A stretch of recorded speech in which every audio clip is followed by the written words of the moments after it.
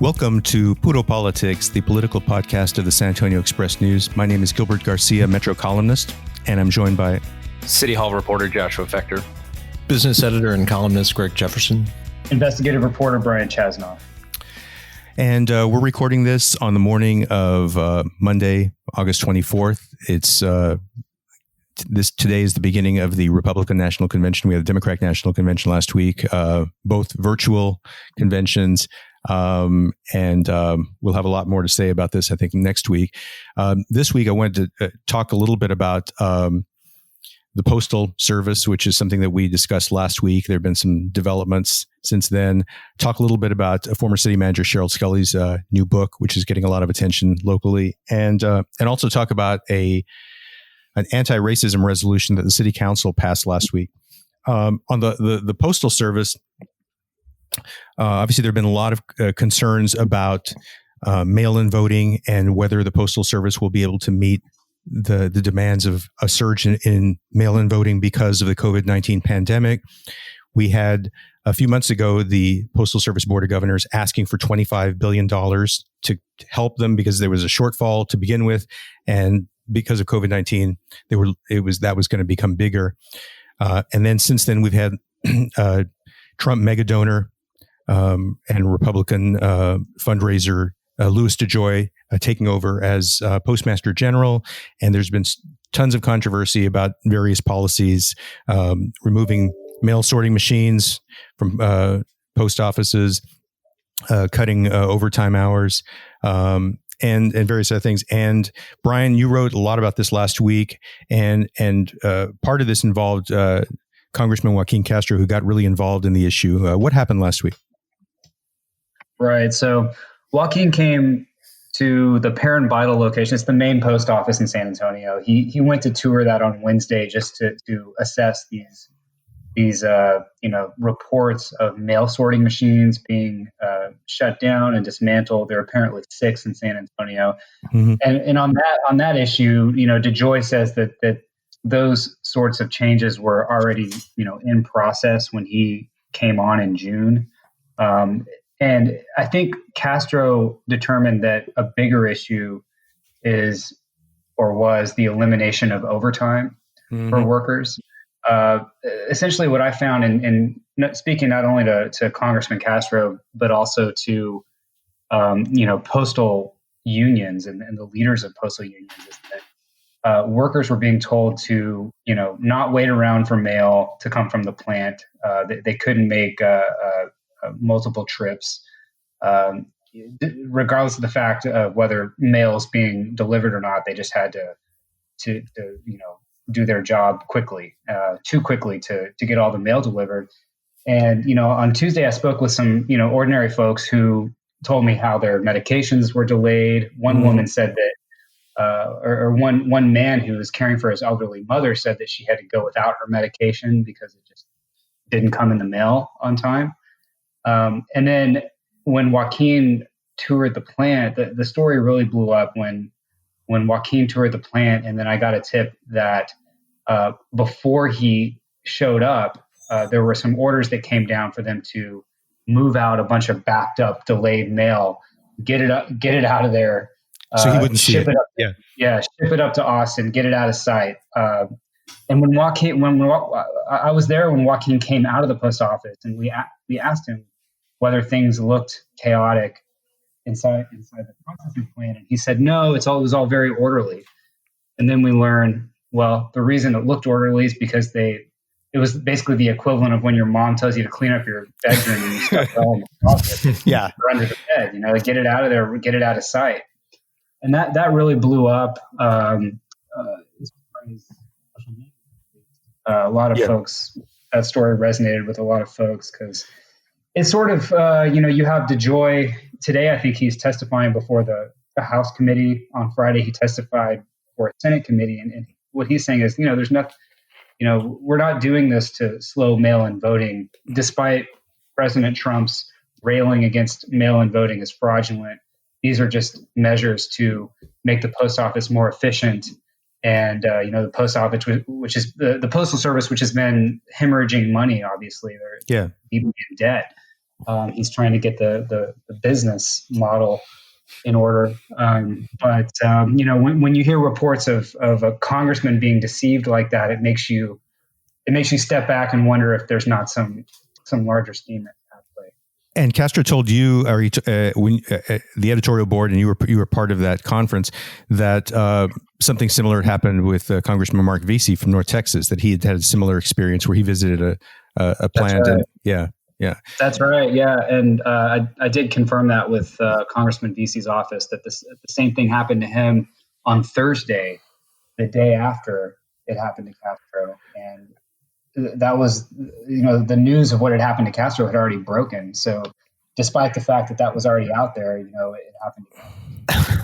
So they just thought it was a really good idea. It worked. Yeah. Hey, that totally was successful. Yeah. So yeah, I mean, and last time I spoke with Congressman Castro, he hadn't confirmed one way or the other, where did the orders come from? Bexar County District Attorney Joe Gonzalez, flagged it as a concern. He was careful to distinguish between rank and file postal workers and their, superiors or even, federal officials in Washington. He says that he wouldn't be interested in prosecuting rank and file postal workers who are just following orders. But right. There is talk from Gonzalez and from Castro raising the question of whether or not any crimes occurred. One of the things that's interesting to me about this, I mean, there are several things. One is that you're seeing a real public clash between postal workers, union representatives, and management. I mean, you're having rank and file union members saying they're moving these machines out. It's slowing things down. Nobody's telling us anything about it. Mail's backed up. You're hearing this, and management's kind of downplaying all this stuff. I mean, that's one of the things that's going on.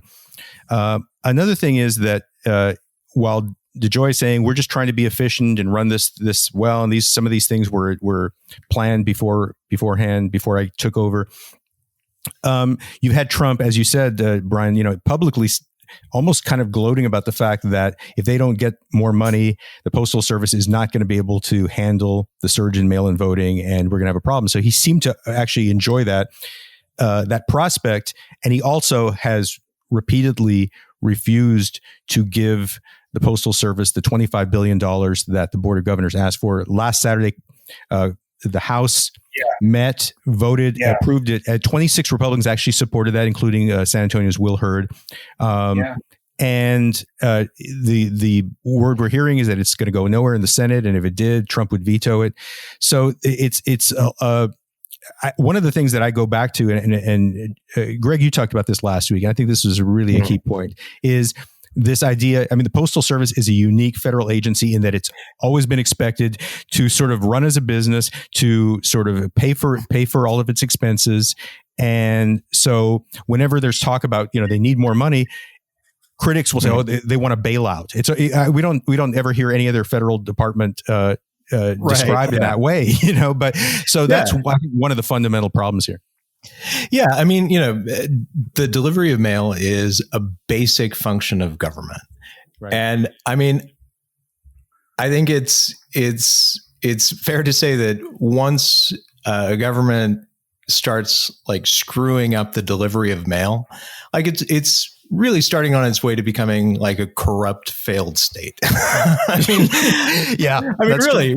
I mean, when a government, for whatever reason, can't provide just the very fundamental, the very basic services for its citizens, I mean, it's really screwed, and it is truly on its way to being a failed state. I mean, yeah.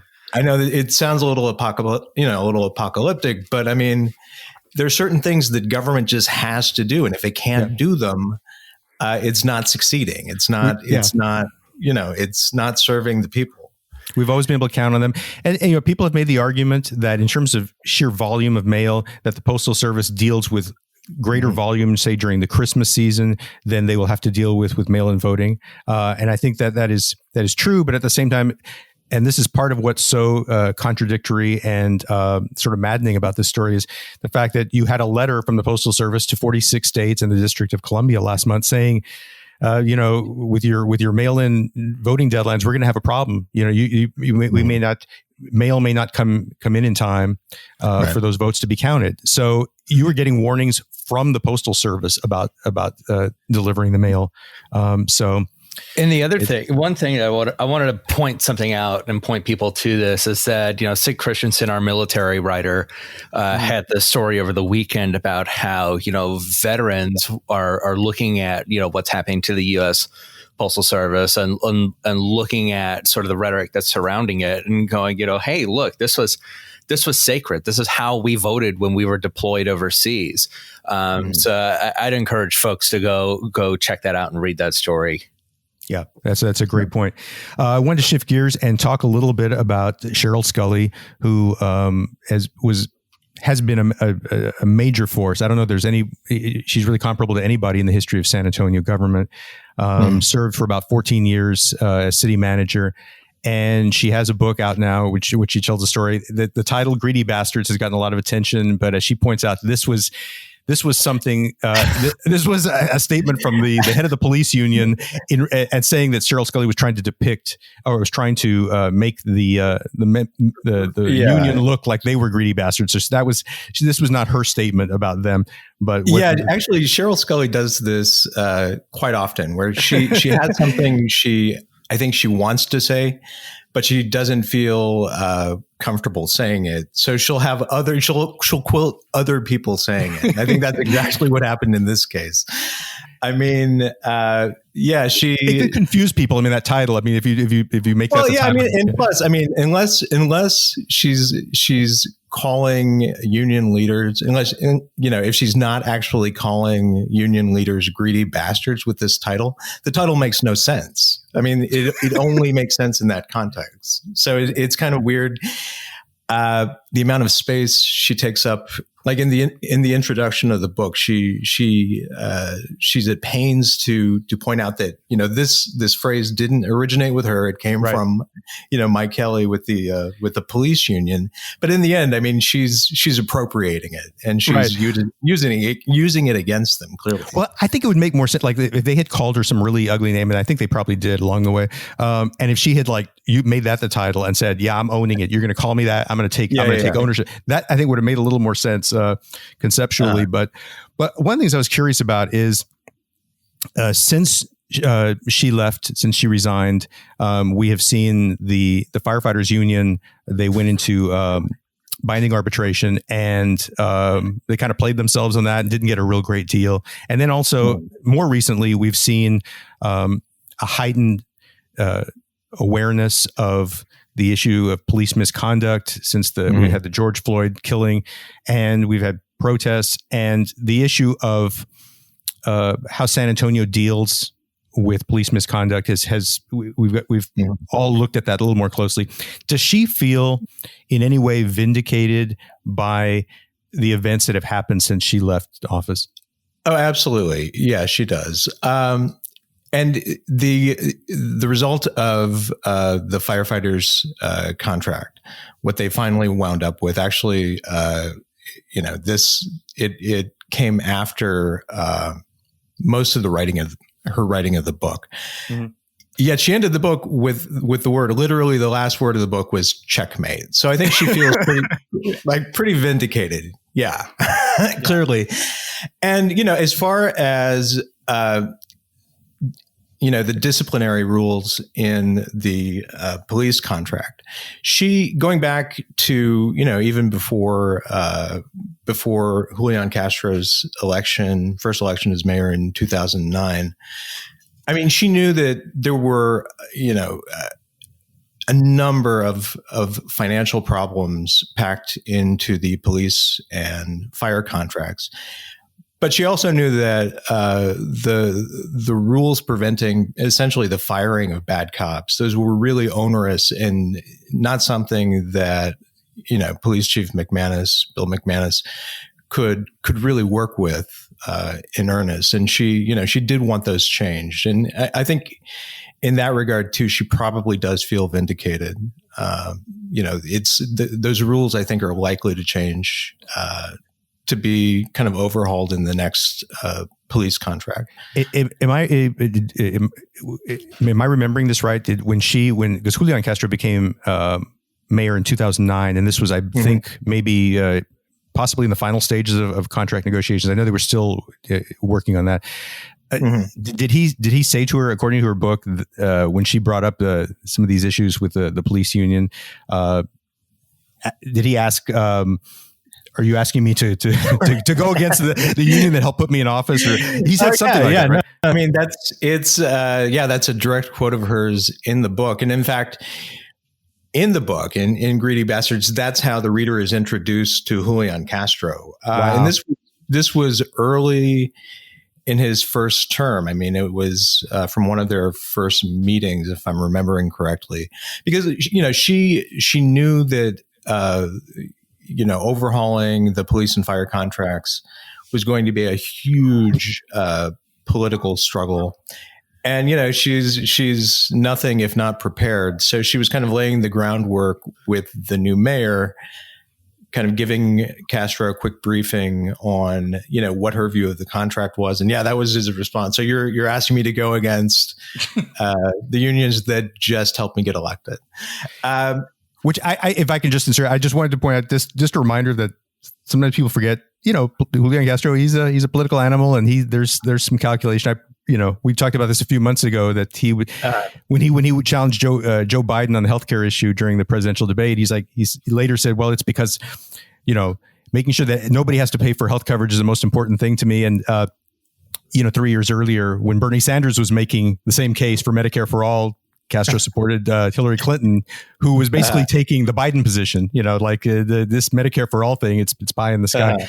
So I mean, I'm just pointing out. I mean, he's a politician, and sometimes people forget that. He is, and it's funny in the book. She kind of she throughout the book. I mean, if you're buying Greedy Bastards, expecting her to name names and offer some real insight into like really specific interactions she had with mayors and, the 47 council members she worked with, forget about it. Like, don't waste your money. Yeah. She's very politic in that way, but you kind of get used to the way she handles it within the book. If, something kind of, I'll say ticks her off, like I think Castro's reaction to her kind of broaching the police and fire contracts. So just kind of, she'll quote them, or she'll say something and just kind of leave it at that. So the reader is left to kind of fill in the blanks. In the book, and also in the interview I had with her, she was quick to note that, yes, that's what he said. But he also said, look, he didn't say no. What he said was, and, this was, politically probably the smart thing to do. He said, look, I've got a lot on my agenda that I want to get through. Let's get through a few of these items, and then we'll get serious about, the next, contract negotiation. Right. I mean, it just so happened like those were some huge, those were some really big items, including pre-K for SA and the decade of downtown and all of the that's right, taxpayer subsidized giveaways. So yeah, like it was a lot they had to do in kind of the intervening 3 years, but they eventually did launch kind of the this. What she refers to as the legacy task force that kind of looked into, it studied, there's a group of union city staff and outside experts studying the long-term financial implications of the contracts. And they found them, there was, they were clearly going to squeeze out, as healthcare costs, especially, under the contract's increase, they were going to squeeze out other city services to the point where, there wouldn't be much left. Yeah, just given the rate of healthcare inflation.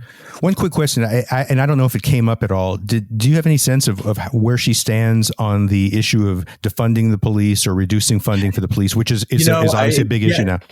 I'm afraid. Yeah, I mean, I didn't get around to the question. And she didn't address it in the book. Obviously, she'd written that before.